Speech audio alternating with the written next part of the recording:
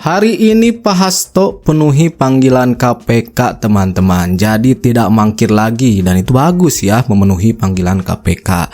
Dan tentu saja kita penasaran dengan hasilnya nanti seperti apa. Mungkin setelah video ini dibuat itu akan keluar hasilnya segera atau mungkin ketika video ini sedang ditonton oleh teman-teman. Kemarin kan Pak Hasto alasannya karena mengurus acara ya sampai HUT PDIP, dan kemarin sempat goyang-goyang koplo juga karena ada hiburan ya. Pertanyaan pasti timbul ya teman-teman, apakah Pak Hasto akan memakai rompi orange dalam artian ditahan? Kemudian timbul juga ya pertanyaan apakah Pak Hasto benar-benar punya video yang berhubungan dengan para petinggi yang korupsi teman-teman. Nah itu pasti diperiksa ya oleh KPK karena beliau sendiri yang ngomong punya video-video tersebut ataupun dokumen-dokumen ya. Oke teman-teman, kita langsung saja lihat videonya. Nah ini pas kedatangan Pak Hasto teman-teman.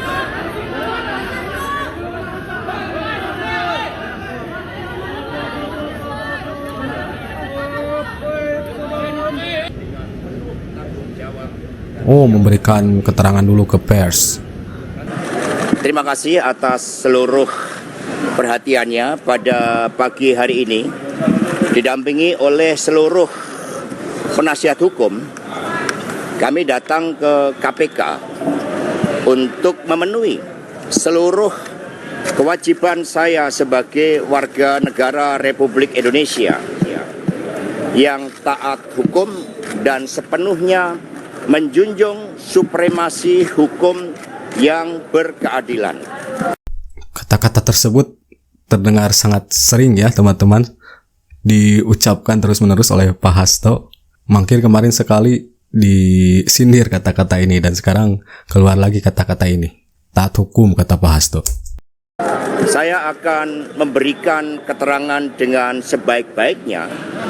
Harus Pak. Bagaimana diatur di dalam Undang-Undang tentang hukum acara pidana bahwa saya juga memiliki suatu hak untuk melakukan pra-peradilan.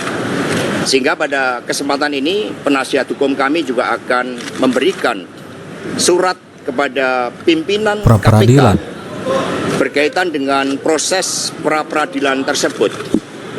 Apakah surat yang kami sampaikan tersebut nantinya berkaitan dengan pemeriksaan saya akan tetap dilanjutkan atau pimpinan KPK mengambil suatu kebijakan untuk mengikuti seluruh proses pra-peradilan? Kami serahkan hal tersebut kepada pimpinan KPK karena kami percaya bahwa mekanisme dan prosedur hukum akan ditempuh dengan sebaik-baiknya dengan prinsip-prinsip asas praduga tak bersalah. Kemudian berkaitan dengan apa yang terjadi terhadap kasus saya, sepenuhnya baik secara formal maupun material kami telah siap. Sejak awal ketika menjadi Sekretaris Jenderal DPPD Perjuangan atas penugasan dari Ibu Megawati Soekarno Putri, kami berjuang di dalam menegakkan seluruh amanat konstitusi, memperjuangkan nilai-nilai demokrasi, sistem meritokrasi, dan memperjuangkan hukum yang berkeadilan, serta prinsip-prinsip bekerjanya kedaulatan rakyat. Sehingga terhadap seluruh risiko-risiko perjuangan dengan nilai-nilai tadi, tentu sekiranya membawa suatu konsekuensi khusus, kami diajarkan oleh Bung Karno, oleh Ibu Mega, bahwa perjuangan memerlukan suatu pengorbanan terhadap cita-cita. Itulah yang diajarkan kepada kami, sehingga hadir. Ini Pak Hasto ketika dipanggil KPK kemudian diwawancara kekeh menyamakan ini tuh perjuangan dia sama dengan perjuangan Bung Karno gitu ya. Padahal kan beda. Kalian tahu kenapa PDIP mati-matian membela Hasto? Kenapa, Bung? Karena kalau kuduga masalah Harun Masiku dan Hasto ini pasti erat kaitannya dengan elit-elit PDIP yang lain. bakalan banyak yang terseret. Serius. Jadi masalah ini tidak sesimpel yang kita pikirkan. Bukan cuma antara Hasto dan Harun Masiku, tapi Hasto, Harun Masiku, dan kawan-kawan. DKK. Bukan masalah Hasto dan Harun Masikunya ini, bukan masalah uang 2,5 miliar itu, tapi ada di belakang yang lebih besar. Kalian kira KPK capek-capek mau membongkar masalah Hasto dan Harun Masiku itu cuma gara-gara uang 2,5 miliar? Mana tahu ada yang 138T, artinya apa? 138 Triliun. Masalah apa itu, Bung? BLBI. Ini memang menurut saya itu Pak Hasto selain mempersiapkan acara HUT PDIP kemarin mangkir, kayaknya lebih ke persiapan untuk memenuhi panggilan KPK. Jadi persiapan bagaimana menjelaskannya ya teman-teman, membayangkan pertanyaan-pertanyaan KPK nantinya, membayangkan jawaban yang bagusnya seperti apa gitu kan. Tapi sih emang pastinya nanti dihubung-hubungkan ya, apalagi dengan Harun Masiku yang buron, kemudian dengan yang lainnya kata Opung. Ada yang lain lagi, Bung? Mungkin ada. Mungkin ada. Jadi coba bayangkan kalian ya, pembelaannya PDIP terhadap Hasto ya, itu bukan cuma sekedar pembelaan terhadap sekjen. Kalau ku bilang, walaupun sekjen nggak perlu bela mati-matian. Ada satu partai, waktu ketua umumnya terlibat masalah korupsi, ya, nggak ada terlalu nampak kali, ya, partai itu sangat membela mati-matian, enggak, ya. Masih ingat kalian kasus Setia Novanto? Oh ya. Kasus Setia Novanto masalah EKTP. Yang sampai sekarang sebetulnya masih ada buntut-buntutnya. Ada. Ya, nanti ku bilang sama kalian, ini bakalan apa lagi nih? Ya, bakalan ada kasus EKTP episode kedua. Coba waktu itu Setia Novanto ya tersandung kasus EKTP. Kita katakanlah mungkin dia itu ada sangkut pautnya dengan kader partai yang lain, tapi juga pasti ada sangkut pautnya dengan kader dari partai sendiri. Tapi kita lihat sendiri bagaimana Golkar tidak terlalu ngotot untuk membela Setia Novanto, padahal dia ketua umum. Masih ingat kalian kan? Saya harap Anda tidak lupa. Begitu juga dengan elit-elit partai Golkar lainnya, seperti Idrus Marham, ya, kasus pembangkit listrik, ya. Coba bayangkan kalian, Idrus Marham, ya, waktu itu dia itu menjadi elit Golkar. Tapi coba, ada pembelaan dari Golkar? Nggak ada. Waktu itu dia kapasitasnya sebagai kader Golkar nggak betul. Tapi Golkar nggak terlihat mati-matian membela Idrus Marham.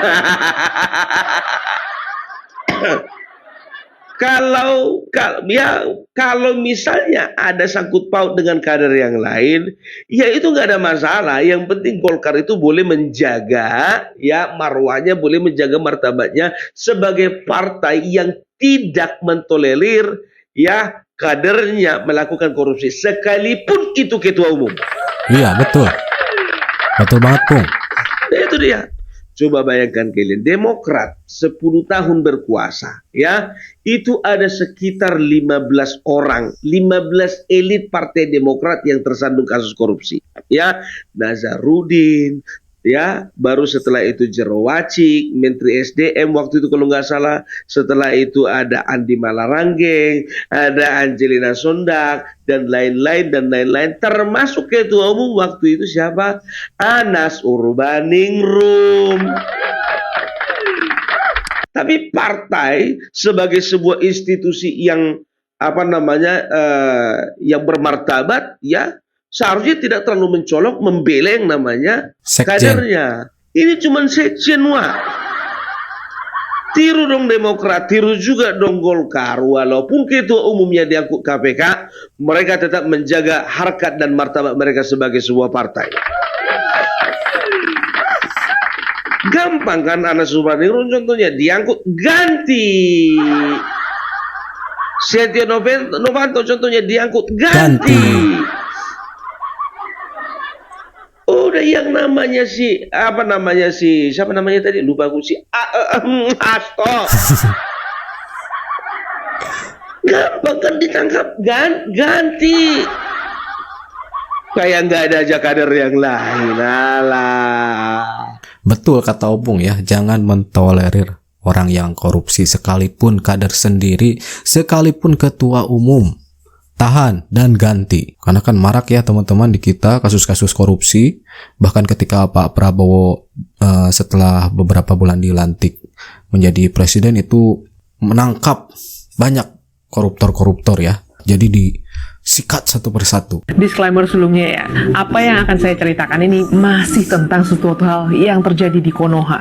Jadi kalau kemarin saya sempat cerita tentang sekjennya klan yang ada di Konoha yang tersangkut kasus hukum, awal jadi saksi terus jadi tersangka, selalu mangkir, ya kan, dan minta reschedule. Tentang Tapi ketika Konoha party sama Tsunade dia datang, nah, ini saya juga ada cerita tentang satu orang yang juga berada di klan yang sama dengan si sekjen tadi. Tapi ketika dia dipanggil oleh pihak yang berwajib, dimintai keterangan sebagai saksi nih, dia datang dengan senyuman, datang tanpa mangkir, datang tanpa beban memberikan keterangan kepada pihak penegak hukum.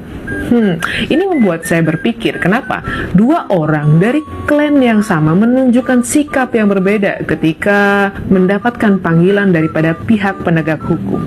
Yang satu datang tanpa beban, datang memberikan keterangan sebagaimana mestinya. Yang satu perlu pakai drama-drama dulu, perlu pakai ho-ho-ho dulu, perlulah playing victim dulu, atau sekalian reschedule waktu. Ini membuat kita berpikir nggak sih harusnya? Kalau memang orang nggak punya salah, ya otomatis dia akan datang tanpa beban, membuktikan bagaimana dirinya tidak terlibat, tidak punya kesalahan. Saya akan membuktikan. Tapi kalau orang udah punya salah, biasanya belum apa-apa, mereka tuh udah ketakutan duluan. Jadinya ya nggak playing victim lah, nggak drama nangis lah, nggak minta reschedule lah, dan segala macamnya untuk mungkin ya membuat bukti-bukti baru atau memframing suatu hal atau seseorang lainnya. Oops, maaf, ingat ya, ini cerita cuma terjadi di Konoha ya. Cuman terjadi di Konoha teman-teman. Itu adalah sebuah cerita dari Mbak Sylvia Chan. Oke, baik teman-teman semuanya. Sebentar lagi, besok tanggal 13 hari Senin Januari 2025. Emang ada apa di tanggal 13 Januari ya? Itu loh, Hasto dipanggil KPK. Sekarang sedang diperiksa. Loh, kan kemarin sudah dipanggil Hasto. Enggak, dia itu mangkir, minta dijadwalkan ulang. Kalau nggak begini bukan Hasto namanya. Coba lihat ya, semenjak Hasto ini dipanggil oleh KPK sebagai saksi ya, dramanya ada aja gitu loh. Kok bisa? Coba HP disita, mewek. Coba teman-teman sebutkan apa aja dramanya. Banyak. Bermacam-macam untuk menghindar bahkan melawan. Ini adalah politisasi hukum. Ini adalah kerjaannya Mulyono. Ini adalah requestnya Mulyono. Ada aja ya ulahnya. Orang-orang yang selama ini terkait dan seterusnya itu kan sudah dipanggil satu persatu. Kemarin mantan komisioner KPU sudah dipanggil, diminta pernyataannya dan diminta kesaksiannya. Atau mungkin langsung setelah tanggal 10 Januari dipanggil. Ini kan tinggal kita tunggu nih, Pak Hasto ini follow up-nya seperti apa, mau ditahan atau mau pra-peradilan dan seterusnya dan seterusnya. Ya saudara, kita lihat bahwa penanganan masalah kasus Hasto dan Harun Masiku Ya, seperti kita tahu bahwa Hasto itu kan murid dari Ibu Megawati. Ya, pasti pendekatannya bukanlah hukum, tapi politis. Nah, itulah yang sedang dimainkan oleh Hasto. Mau tahu, kepemimpinan saya menghargai kedaulatan hukum. Kepemimpinan Megawati tidak menghargai hukum, melainkan penyelesaian politis. Itu sudah dibuktikan dengan melengsarkan saya, manggil rapat di rumahnya di Kebagusan. Itu kata kalau Gus mau Dur. tahu. Jadi apa yang terjadi, saudara? Ya, inilah keadaan kenyataan yang harus diterima oleh Megawati, ya, bahwa sekjennya tetap akan ditangkap dan diperiksa, diadili. Sekalipun dia berkata, KPK saya yang bikin, MK saya yang bikin, ya, bahkan dengan seenaknya, ya, sebuah institusi kepolisian Polri, ya, dia tiba-tiba merendahkan Kapolrinya, ya, Listio Sigit Prabowo, dan menurut saya ini memang harus berubah keadaan. Yap, teman-teman, kata beliau, jadi pendekatan Bu Megawati itu melakukan pendekatan politis ya, dan itu juga merupakan kutipan dari Gus Dur. Tadi dilihat videonya ya, salah satu buktinya Megawati melengsarkan Gus Dur, teman-teman. Dan betul sekali kata Bapak ini, ya Pak Hasto harus diadili. Kalaupun salah ya ditangkap, pakai baju orange ya. Jadi penasaran hasilnya seperti apa, yang benar-benar hasil fixnya gitu kan, ditangkap atau gimana, teman-teman.